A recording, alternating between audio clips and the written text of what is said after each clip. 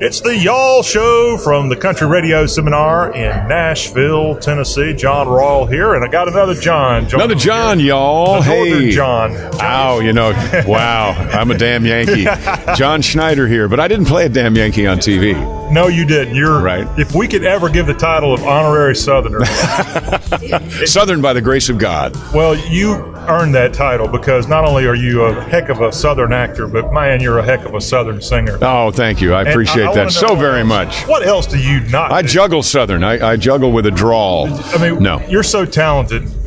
What is it that you're terrible at? I thought I was terrible at dancing, but I think I did really well. I was scared to death to do that show. Is that right? But I had a ball, and that is not something that comes naturally to me at all. So there's no I'll break out in a dance. No, doesn't happen. So other than that, I'd say what I don't do is politics. Yet. No, never gonna do politics. The current president we have, he didn't get sworn into office, I think, until he was 71. I know, and he's the only one that looks younger 3 years in than he did when he was sworn in. Yeah, that's true. Pretty cool. And he's not a politician, no matter what people say. He's not a politician at all. So that's what I mean. Yeah. When I mean no politics. Right. You got to do what's right. You got to do what you think is right. Now, I know you've been living in Louisiana. You even have had a studio down there. Yep, I have a film studio down there. We've got 58 acres, 60. It's like 100 acres now. And where is that in relation to New Orleans? The geographical center of the world. It's 55 miles from the New Orleans airport. Which way? So we're in between New Orleans and Baton Rouge. Okay. Yep. On the Interstate 12. Okay, is that in St. John the Baptist Parish? No, it's Livingston Parish.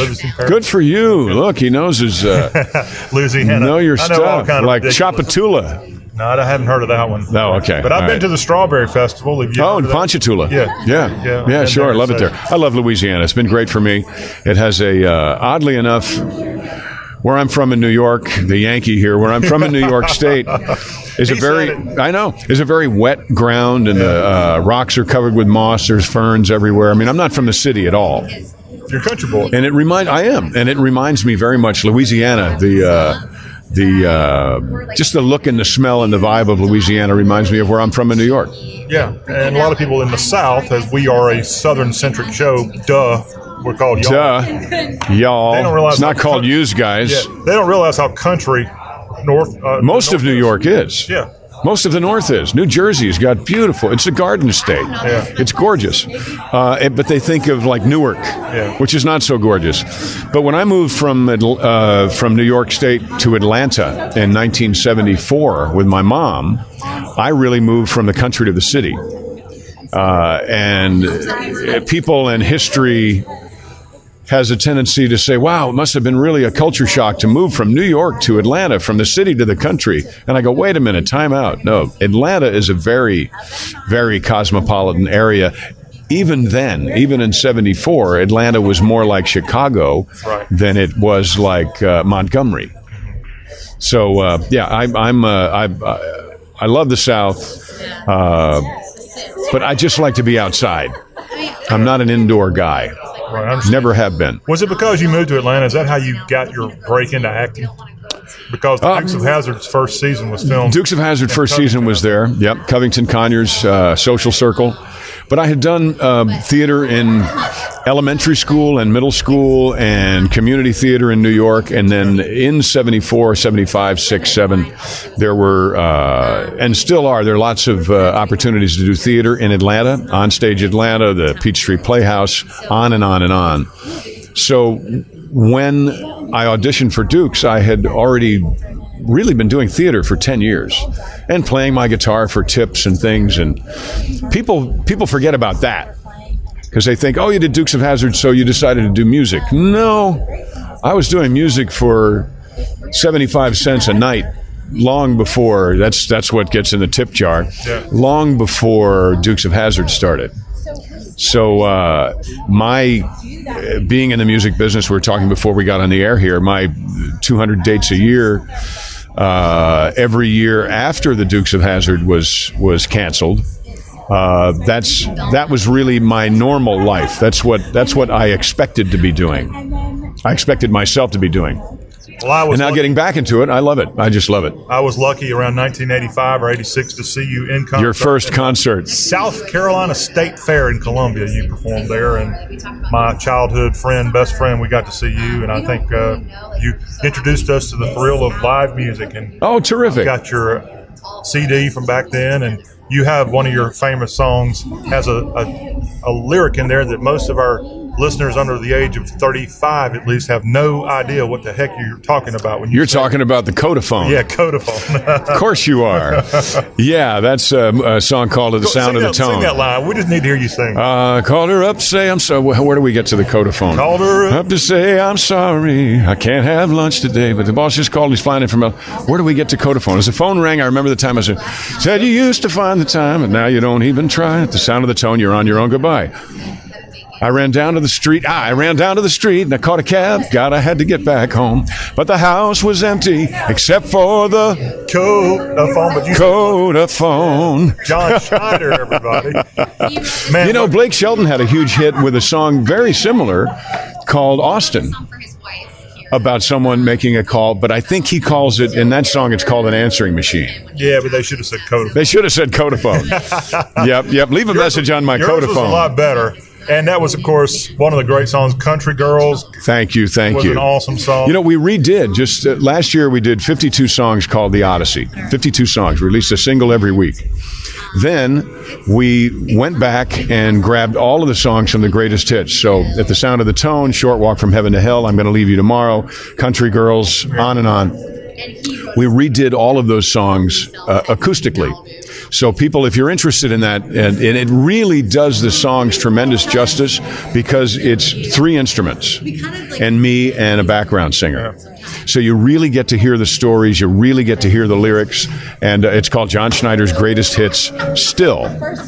So check that out if you want to hear that music like you've really never heard it before. The guy can do nothing wrong. So oh, bless your heart. I encourage you. Get my app. You can download my app. It's free. Or just go to JohnSchneiderStudios.com. Codaphone, no. Now they're going to go to that and they're going to say, I don't see it. Here's Blake Shelton's song. What is your website? What's your proper JohnSchneiderStudios.com. Okay. JohnSchneiderStudios.com. Social media? Oh, well, that'll take you everywhere. It'll take you there. Best thing to do is get the app, and then all of the links are on the app. And the app is just called Jon Schneider. Of course, you did have a lot of big hits back in the 1980s. 4 number ones. Did you actively try to get back into music in the 90s or 2000s? No, because I quit. Okay. Well, yeah, I stopped. That's a pretty good reason. Yeah, no, I music didn't quit me. I quit it. Or the business didn't quit me. I quit it. I have a thing about working with people who don't do what they say. And I can't. It's the Bo Duke in me. I just cannot tolerate fools. And the music business for me, not the fan and not the musicians and not the songwriters, but the business was untrue to me. Yep. And I didn't have to stay, so I decided to leave. It was probably not the greatest decision in the world, but I can't suffer fools. And 2 of the things that I was suffering fools on were there was a group of friends of mine and other artists who were fighting to put a barcode on country music. And the powers that be at my label and every other label said that a barcode would never affect the sale of country music. It's a waste of time, a waste of money. This technology is a waste. First album that had the barcode on it, just to shut the hillbillies up, had a little song on it called Friends in Low Places. Oh, how boots that? How? Yes. Did anybody even give thanks to the barcode? No. So technology changed the business then. Back in when I had a song called I'm Going to Leave You Tomorrow. Oh, a good one. I went, that was during what I called lovingly my Merle Haggard period. Maybe I've been wrong to stop and think it over. So I was married to a wonderful newscaster in Los Angeles at the time and had a film crew that I could use because she worked with them every day. So we went to the Crazy Horse Saloon in Pomona, California, and did a video on that song. And you can find it on YouTube. It's Jon Schneider, I'm Going to Leave You Tomorrow. That was the first country music video ever recorded because there was no place to show it. I brought it back to my record label like a good little artist. Which was MCA? MCA. I showed it to MCA. They watched it and they said, you're welcome to spend your money any way you want. But believe us when we say videos will never have anything to do with the sale of country music. And I thought, for being so ahead of the curve, I was the first artist to record digitally. That was Jimmy Bowen. Genius. Yeah, they used to put the DDD on the CD covers. Right. Digitally, can't remember what the 3Ds even meant. Recorded, mastered. But Jimmy was the first person, he bought 2 Mitsubishi 32-track digital decks and kept them with Glenn Meadows at Master Sound, where we used to master everything there on Music Row. Which you mastered your performances there. Yeah. So for as forward thinking as they were in that regard, in these other 2 regards, they didn't get it. Yeah. And we had changed quite a few things with the show. I was opening for Alabama, and we did a stadium show. But he was still promoting the old stuff. It sounds like I'm whining, but it's a long way to say. It's okay, Jon. He said he was going to change. He said he was going to change. The MCA said they were going to change the way they promoted all the music because we'd changed the music so drastically. That's where "Love You Ain't Seen the Last of Me" came from. Another darn good one. That's where Angelina and just great stuff. But they didn't change anything. We got to play one of your songs. Which one should we play? From then or from now? From then. From then, play. You want to see how I think forward-thinking we were when we did the music. Now, we're a conservative show, so we don't like that term. Play forward-thinking. We're all about the South here. Well, you got to play "Love You Ain't Seen the Last of Me." We can do that. You've got to play it because it was. And think about that. This song you're about to hear was recorded in 1987, and it sounds like it could be on the air today. And it should be. 32 years ago, this song was blowing up the charts. And unfortunately, country music didn't have the millions and millions of fans then like they did soon after there when Garth, Clint, and others came along. If you just had bad timing from a multi-million selling standpoint. But boy, you put out great music. Thank you. I appreciate that. Yeah. Now I have a barcode. Yeah, now he's got a barcode. This is Jon Schneider on the Y'all Show. "Love You Ain't Seen the Last of Me" from 1987. What album was that on? That was actually called "Love You Ain't Seen the Last of Me." Well, you ain't seen the last of me. Track there. Good music from Jon Schneider. Of course, during the 80s, you were busy doing a show called the Dukes of Hazzard. Yeah, buddy. A lot of us grew up watching that, and was a wonderful CBS show that came on Friday nights. Great show. People watch that show today. Amazon Prime. That's the only option? That's it. Or you can, I think you can still get the DVD set. I sign them all the time. I don't know if Cooters has them. They might. If not, you can get it on, just go to eBay and you can find the whole set. But Amazon Prime is great because there are no commercials. And once you start, it'll just play them one right after the other. Well, we are a Southern show. We're proud of our South here on the Y'all Show. Me too. And I hope you're going to tell me something I hope is not the reason that show is not available more often. I'll tell you why it's not available. It's because of the flag. That's exactly what I thought you were going to tell me. Isn't that ridiculous? It's absurd. Yeah. And I'm like, I'm from New York, and I do believe the more I learn about the thing that history calls the Civil War. On my phone, by the way. There you go.